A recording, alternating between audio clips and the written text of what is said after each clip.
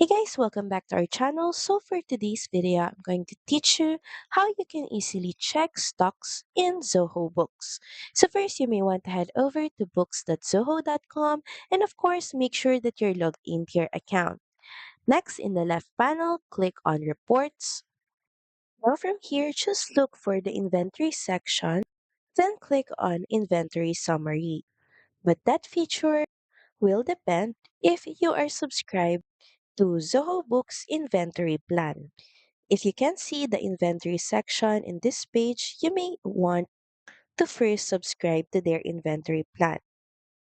And of course, you must enable the inventory setting.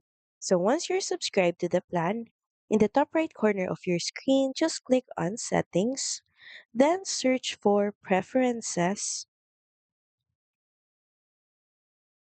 then scroll down, then click on General Module Preferences. Now from here, scroll down and look for the Zoho Inventory add-on. Make sure that you enable this feature.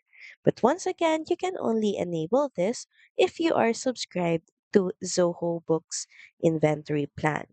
So that's pretty much it. Thank you very much for watching this video, and I'll see you again on the next one. Bye!